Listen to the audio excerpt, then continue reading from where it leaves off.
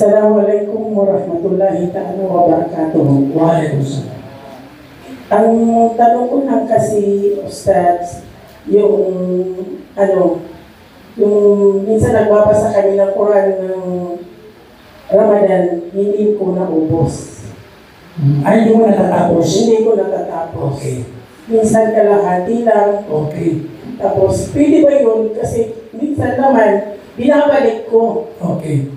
Hindi ko na inugtong sa pagdating ng Ramadan mo. Okay. Pwede na ba yun? Okay. Ito pa ang sagot. Okay. Ang pagkakatam ng Quran sa Ramadan, hindi obligado.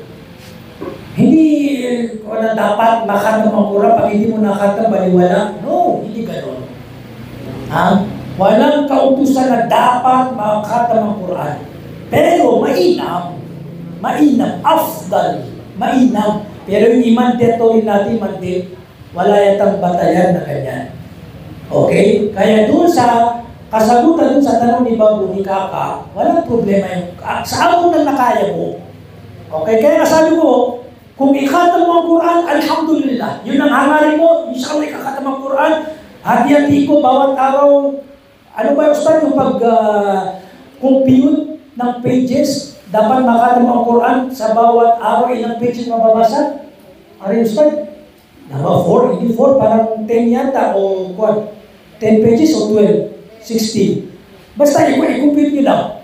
Pero kung naghangarin ka ng ikatam, pero dahil sa busy, sa mga gawain, ang nakayanan mo lang ay half o kaya ilang juice, Masya Allah, mubarak. Ganti pa lang kayo Allah subhanahu wa ta'ala. At naway, ipagkaloob sa inyo Allah yung napag-intention mo nung unang Ramadan. Na kompletuhin, no?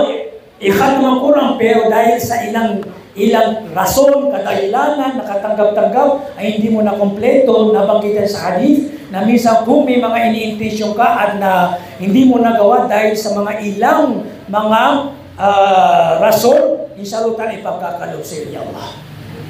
Okay? So, maganda po yan, sister. So, inshallah tayo, basta every year, Ramadan, nagbabasa ka ng Quran. Nakakatam mo, ilang juz, ilang kwan, yan ay mabuting gawain. Okay po.